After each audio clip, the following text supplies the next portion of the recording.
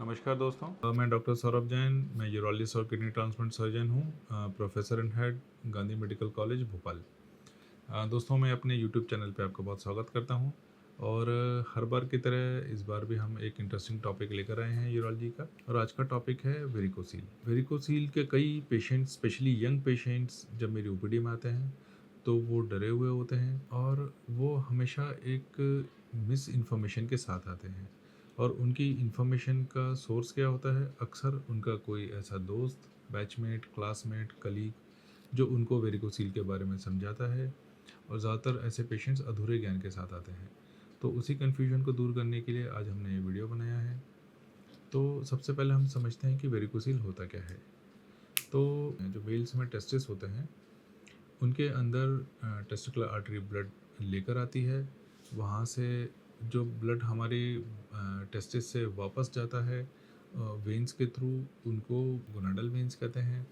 और किसी भी कारण से अगर ये गोनाडल वेंस फूल जाएं, इनके अंदर ब्लड का एक्यूमुलेशन होना लगे और ब्लड के गुच्छे जैसे बन जाए, तो उस कंडीशन को वेरिकोसील कहते हैं। वेरिकोसील अक्सर लेफ्ट साइड में देखा जाता है। ऐसा नहीं है कि राइट साइड में नहीं हो सकता, लेकिन राइट और लेफ्ट के कंपैरिजन में लेफ्ट साइड में ज़्यादा कॉमनली देखा जाता है।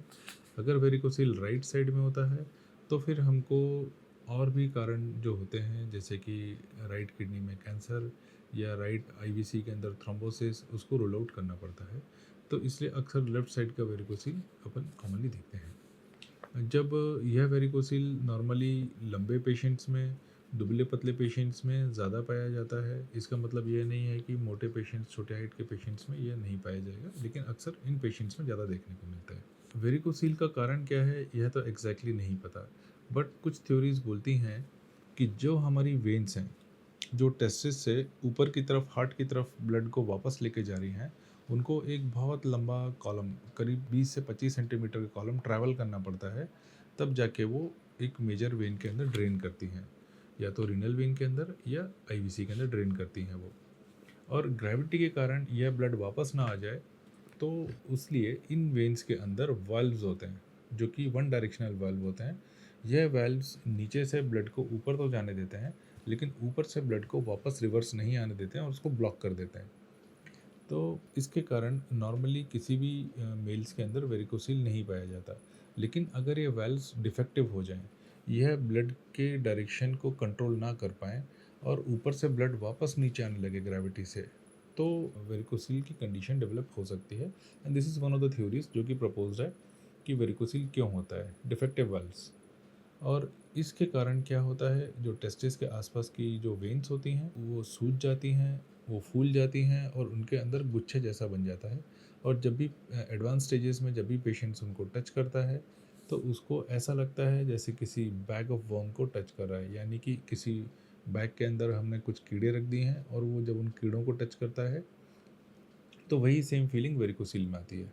अगर हम लक्षण की बात करें तो यह वेरिकोसील मेरी ओपीडी में ज़्यादातर पेशेंट्स डल एकिंग पेन के साथ प्रेजेंट करते हैं। अगर उनको लेफ़्ट साइड में वेरिकोसील है तो उनको यह पेन लेफ़्ट टेस्टिस में, या राइट साइड में है तो राइट टेस्टिस में या राइट स्क्रोटम रीजन में ये पेन के साथ प्रेजेंट करते हैं। ऐसा पेन अक्सर डल एकिंग होता है, मतलब हल्का भारीपन सा या खिंचाव की तरह होता है। यह मॉर्निंग में यह पेन यूजुअली सबसाइड हो जाता है, ख़त्म हो जाता है, और जैसे जैसे दिन ढलता जाता है यह पेन बढ़ता जाता है। या फिर जिस दिन पेशेंट ने बहुत ज़्यादा एक्टिविटी कर ली, बहुत ज़्यादा पैदल चल लिया, तो यह पेन बढ़ जाता है। इसका रीज़न होता है कि जब टेस्टिस अपने वेट से भारी हो जाती है, ये नसों के गुच्छे होते हैं उसको भारी कर देते हैं, तो वो टेस्टिस को नीचे की तरफ खींचते हैं वेट के कारण, और उसके कारण पेशेंट को पेन होता है। जैसा भी आपको बताया था, दूसरी प्रेजेंटेशन होती है बैग ऑफ वर्म फीलिंग, कि पेशेंट आता है कि उसको अपने इधर कुछ गुच्छे जैसे महसूस हो रहे हैं। स्पेशली जब वो लेट जाता है तो वो गुच्छा ख़त्म हो जाता है, और जब वो खड़ा होता है तो वो गुच्छा दोबारा आ जाता है, और जब वो उसको फील करता है तो कई बार बैग ऑफ वर्म्स वाली फीलिंग आती है। कई बार पेशेंट्स को कोई कंप्लेंट नहीं होती, कोई समस्या नहीं होती, लेकिन जब वो अपने मेडिकल फिटनेस के लिए जाता है, सपोज़ किसी आर्मी के लिए, पुलिस एग्ज़ाम के लिए, रेलवे एग्ज़ाम के लिए, या किसी पर्टिकुलर जॉब के लिए जब वो जाता है और उसको कोई दूसरा बंदा एग्ज़ामिन करता है, दूसरा डॉक्टर एग्ज़ामिन करता है, तब वो उसको वेरिकोसील डायग्नोज़ करता है और फिर वो उसको यूरोलॉजिस्ट के पास भेजता है कि तुम जाओ और इसका ट्रीटमेंट करा के लाओ और जॉब के पहले तुम्हारा ये वेरिकोसील क्लियर होना चाहिए। चौथा एक बड़ी प्रेजेंटेशन होती है इनफर्टिलिटी के पेशेंट्स कि कई कपल्स हैं जो इन प्रेगनेंसी के लिए ट्राई कर रहे हैं लेकिन उनको प्रेगनेंसी अचीव नहीं हो रही है और जब वो एग्जामिनेशन कराते हैं तो फिर देखते हैं कि उनके सीमेन के पैरामीटर्स ख़राब हैं और फिर फर्दर एग्जामिनेशन में पता चलता है कि हस्बैंड को वेरिकोसील है। तो यह 3-4 प्रेजेंटेशन है जिससे वेरिकोसील का पेशेंट्स यूजुअली यूरोलॉजिस्ट की ओपीडी में प्रेजेंट करता है।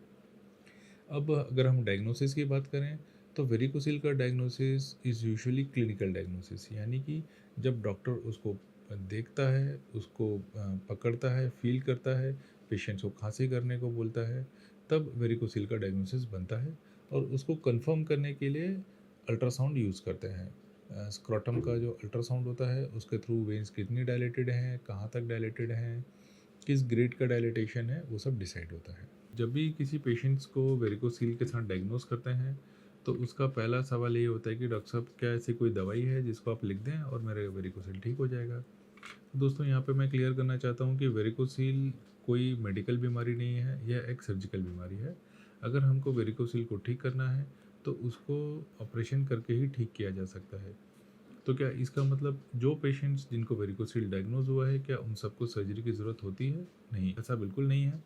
हर वेरिकोसील के पेशेंट्स को ऑपरेशन की ज़रूरत नहीं होती है। तो आइए अब हम देखते हैं कि वेरिकोसील का ट्रीटमेंट क्या है और उसमें सर्जरी कब कब इंडिकेटेड होती है।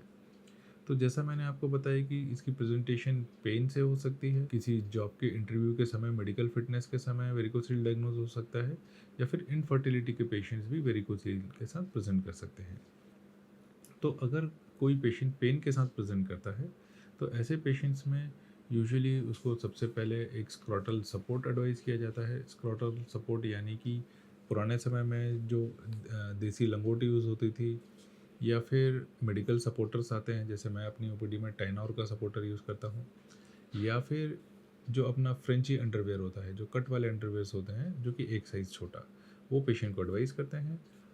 द अल्टीमेट पर्पज़ इज़ कि उसके टेस्टिस जो हैं वो अपने वेट से हैंग ना करें, वो किसी चीज़ के ऊपर रेस्ट करें।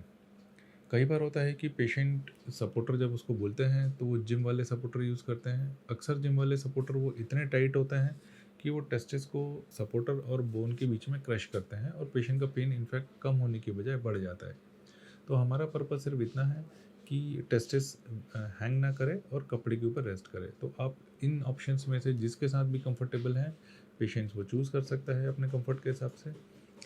नॉर्मली दिन भर उसको पहनने का एडवाइस करते हैं और सोते समय सपोर्टर उतारने का एडवाइस करते हैं। इनिशियली पेशेंट को कुछ दिन तक एंटी इन्फ्लेमेटरी ड्रग्स भी देते हैं ताकि उसका जो पेन है वो कम हो जाए। ऐसे पेशेंट्स को वेट लिफ्टिंग के लिए मना करते हैं, ऐसा कोई भी काम जिससे आपको अपने पेट का जोर लगाना पड़े, जैसे कि नहाने की बाल्टी उठाना, सूटकेस उठाना, जिम जाना, पुशअप्स करना, क्योंकि इन सारी एक्टिविटी से पेशेंट को अपने पेट की मसल्स यूज़ करनी पड़ेंगी जिससे पेट का प्रेशर बढ़ेगा और इनफैक्ट वेरिकोसील का पेन बढ़ भी सकता है और वेरिकोसील की ग्रेड बढ़ भी सकती है। तो पेशेंट्स को सपोर्टर यूज़ करना, पेन किलर्स देना और वेट उठाना अवॉइड करना, यह सारे एडवाइस किया जाता है। अगर इस मेडिकल मैनेजमेंट से भी पेशेंट को पेन में रिलीफ नहीं होता, फिर एट द एंड उसको सर्जरी के लिए एडवाइस किया जाता है, लेकिन विद अ कॉशन कि ज़रूरी नहीं है कि सर्जरी से पेन पूरी तरीके से ख़त्म हो जाए।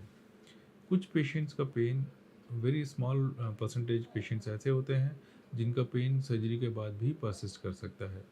तो इसलिए हमेशा सर्जरी को लास्ट ऑप्शन की तरह रखते हैं और पेशेंट्स को हमेशा ये बताया जाता है कि there are chances that you may need to take analgesics या pain killers even after surgery.